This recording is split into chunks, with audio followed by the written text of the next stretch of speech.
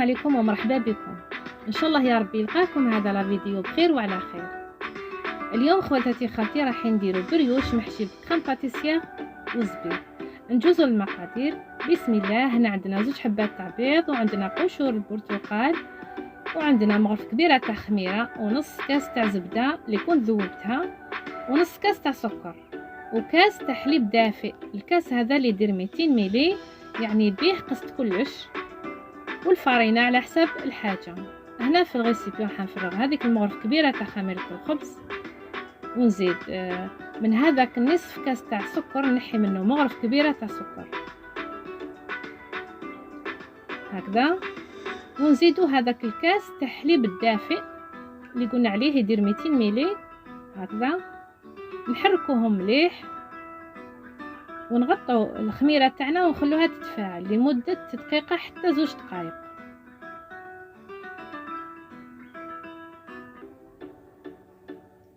هكذا. هنا بعد ما تفاعلت الخميره تاعنا نجوزو للتحضير، يعني نكسروا 2 حبات تاع بيض تاعنا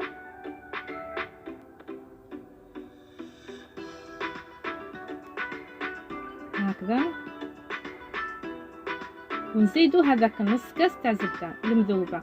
يعني هنا الزبده تاعي راهي مالحه، اللي عندها زبده حلوه يعني لا درتو زبده حلوه ضيفوا الملح، قرصه تاع ملح تكون مليحه لانه البريوش يبغي الملح.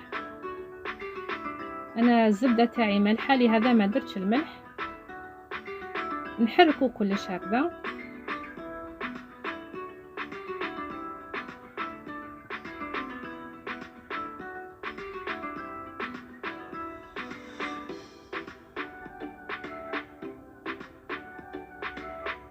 ونضيف السكر اللي بقى. شوفوا نص كاس اللي نحيت منه مغرف للتخمير، واللي بقى نديروه هنايا، ونحرك مليح حتى يذوب السكر، يعني يذوب مليح.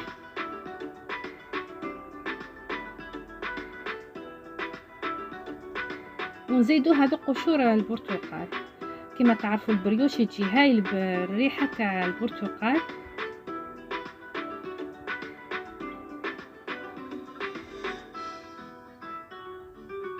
نحركو مليح هكذا.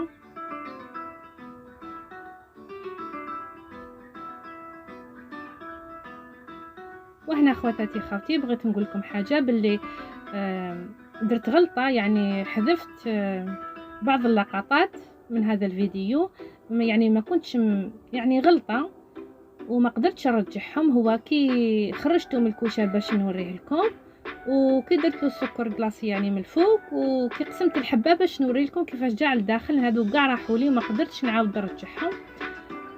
غزمو كاين واحد الفوطو تاع يعني بقى لي واحد برك الحمد لله، يعني ما كتبش.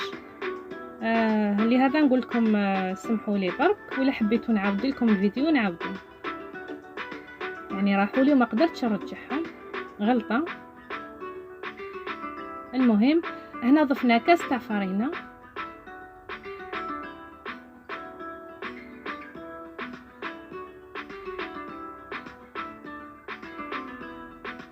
نحركو مليح هكذا. نزيد الكاس الثاني، دائما بالكاس تاع اللي يدير 200 ملي اللي قست به الحليب هو اللي ينقص به كلش، وانتم اللي تقيسوا به الحليب قيسوا به كلش، يعني الكيله اللي عندكم.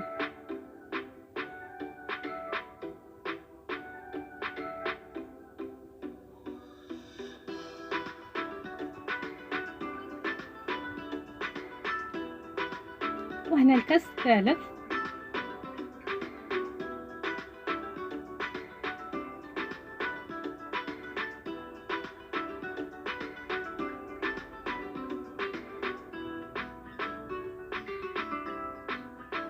ونحركهم.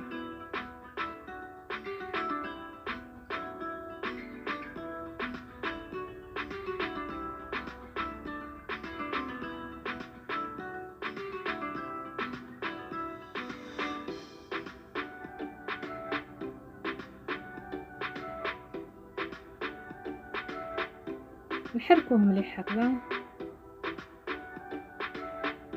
هنا راح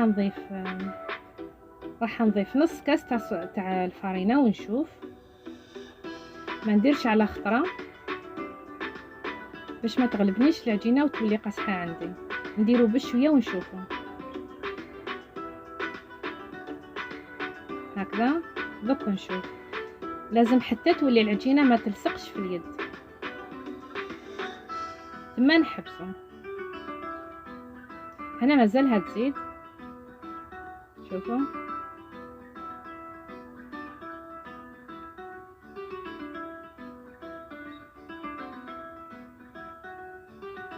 نزيد نص كاس تاع فرينه، يعني بهذا صافي ربع كيسان تاع فرينه،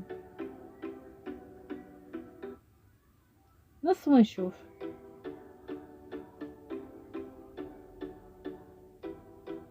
هكذا نلموها.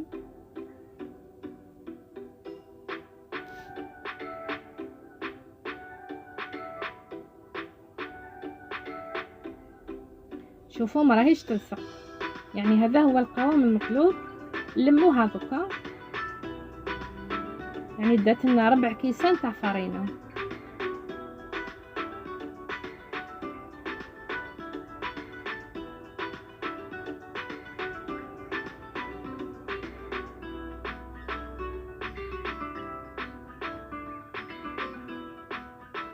هكذا لموها غير شويه برك، كما راكم تشوفوا العجينه بزاف رطبه وطريه.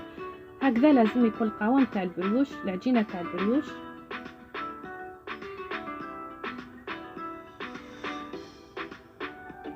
دوكا نلمها ونديرها في الغيسيبيون ونخليها تخمر ساعه ساعه ونص، ديبو البلاصه الا كانت بارده ولا سخونه. يعني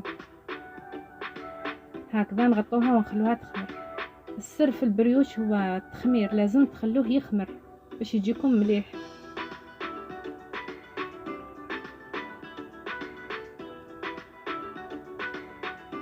شوفوا هنا بعد ما خمرت ما شاء الله، شوفوا هنا راح نرش البلون دو طرافاي تاعي بالمايزينا كما تقدروا بالفرينه. انا بغيت بالمايزينا.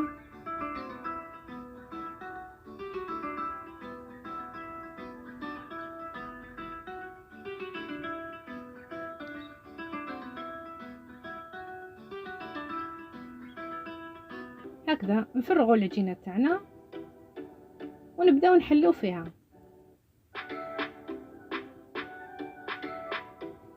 وتشوفوا العجينه كيفاش طريه، يعني هايله.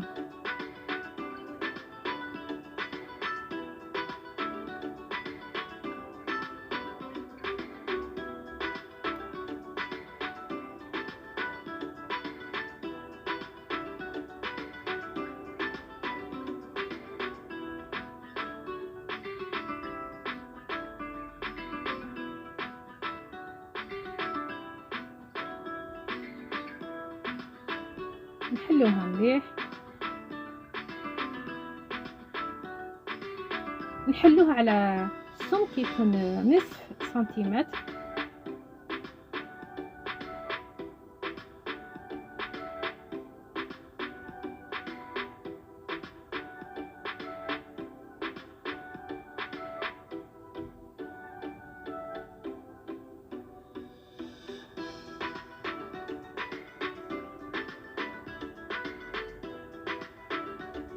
هكذا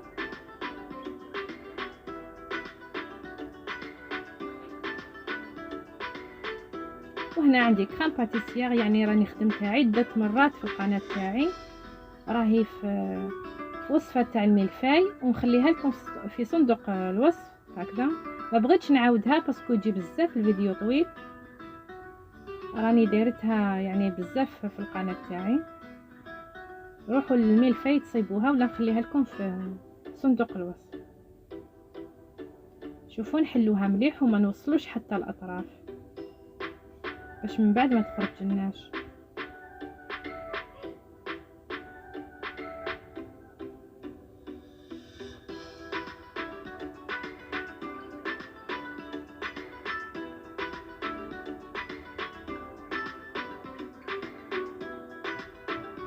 يعني راني خدمتها بطريقه سهله ومبسطه وناجحة 100%.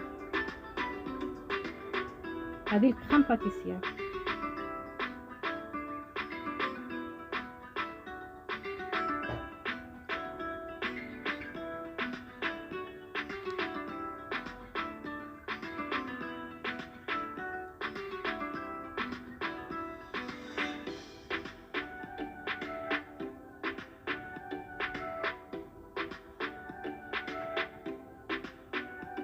هنا عندي الزبيب. كما تعرفوا الزبيب يتماشى مليح مع البريوش وكريم باتيسير، يجي يعني طعم رائع بنين،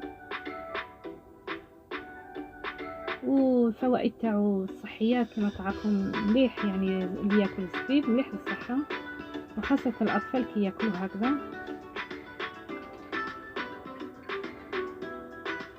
مليح نخدموا حاجه فري في الدار هكذا ونمدوها للاطفال تاعنا ولينا حتى حنايا.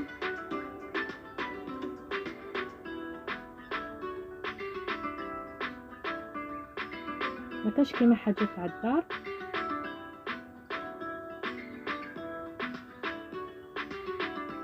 حنا نبداو الرولو فيه هكذا.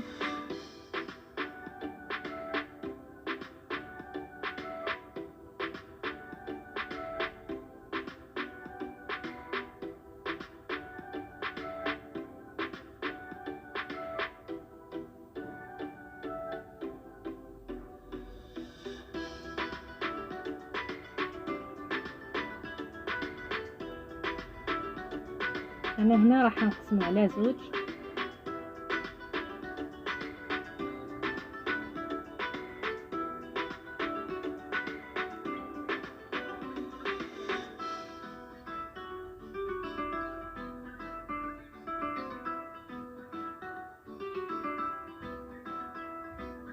ونبداو نقسموه فيه، يعني السمك اللي بغيتوه نتوما، تبغوه رقيق ولا خشين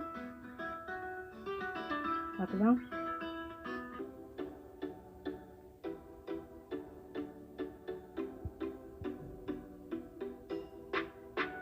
شوفوا راه يبان هايل.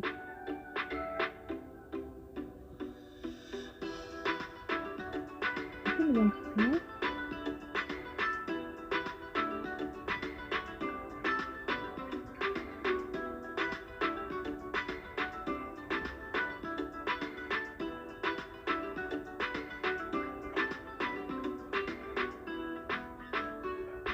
وانا هنايا راح نستعمل مول دائري ومول مستطيل كما راكم تشوفون. هنا درت بابي كريسون ونبدا نحط البريوش تاعنا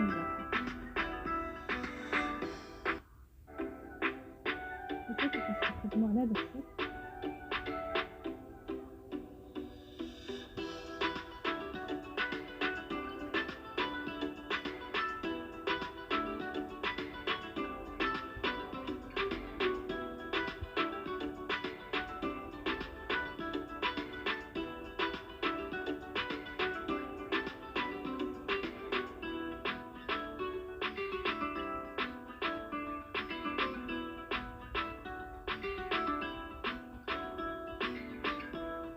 وهنا عندي مول مدور، نكمل نحط هذيك الحبات اللي غادي فيه.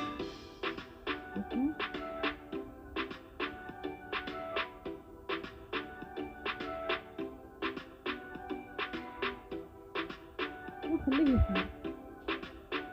هنا بعد ما خمر لي نص ساعه، دا لي الخمور تاعو نص ساعه، خاصو انا كوزينه سخونه. هنايا درت هنايا زوج فصفار بيض وشويه فاني، نحركهم مليح، واللي ما يبغيش يدير قطره تاع الخل باش تنحى هذيك الريحه تاع البيض. بالنسبه لي ما يبغيش البيض الريحه تاع البيض. ونبداو نطلو الوجه تاع الكاطو تاعنا تاع البريد تاعنا.